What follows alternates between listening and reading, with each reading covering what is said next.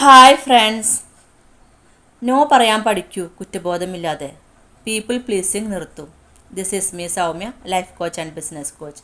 All are welcome to feel better. എല്ലാത്തിനും yes പറഞ്ഞിട്ട് നിങ്ങളുടെ ലൈഫ് നോ ആയി പോകുന്നുണ്ടോ? നിങ്ങൾ ഫ്രസ്ട്രേറ്റഡ് ആയി പോകുന്നുണ്ടോ? പീപ്പിൾ പ്ലീസർ ആണോ നിങ്ങൾ? എന്നാൽ നിങ്ങൾ ഇത് കേൾക്കണം.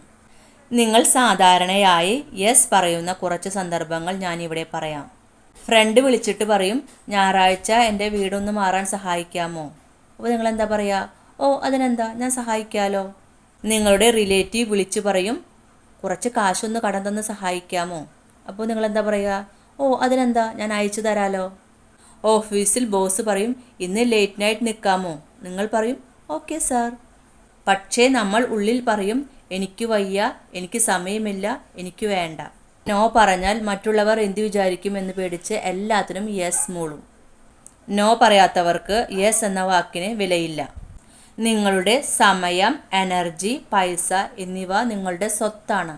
അത് എല്ലാവർക്കും ദാനം ചെയ്യാനുള്ളതല്ല. ഇതാ ഗിൽറ്റില്ലാതെ, കുറ്റബോധമില്ലാതെ നോ പറയാൻ 3 സ്റ്റെപ്സ്. സ്റ്റെപ്പ് 1, ചോദിച്ചതിന് നന്ദി പറയൂ. എന്നോട് ചോദിച്ചതിന് ഒരുപാട് സന്തോഷം. എന്നെ ഓർത്തതിന് താങ്ക്സ്. ഇത് കേൾക്കുമ്പോൾ അവർക്ക് വാല്യൂ ഫീൽ ചെയ്യും, ഡിഫെൻസീവ് ആകില്ല. സ്റ്റെപ്പ് 2, ക്ലാരിറ്റി ആയി നോ പറയൂ. കുറച്ച് ഉദാഹരണങ്ങൾ നമ്മൾക്ക് നോക്കാം.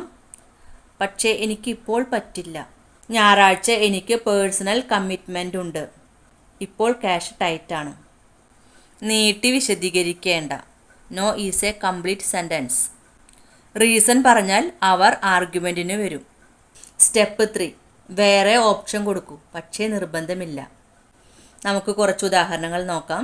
വേണമെങ്കിൽ അടുത്ത ആഴ്ച നോക്കാം. വേറെ ആരെക്കൊണ്ടെങ്കിലും സഹായിക്കാൻ പറ്റുമോ എന്ന് ഞാൻ ചോദിക്കാം.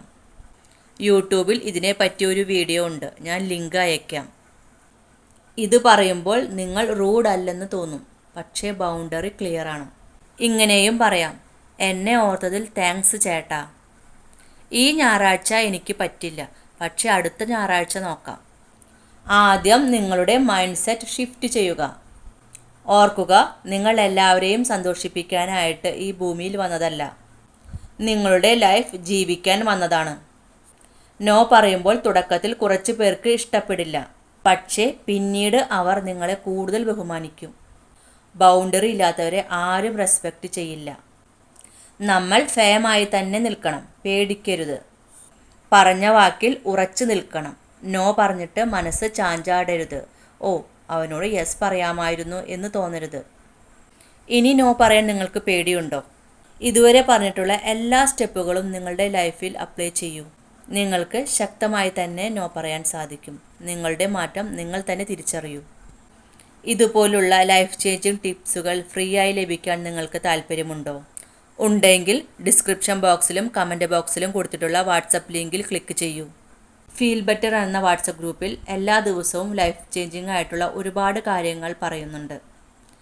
എല്ലാവരും വാട്സപ്പ് ഗ്രൂപ്പിൽ ജോയിൻ ചെയ്യണേ. Thank you all. Thank you for watching my video. Let's grow together.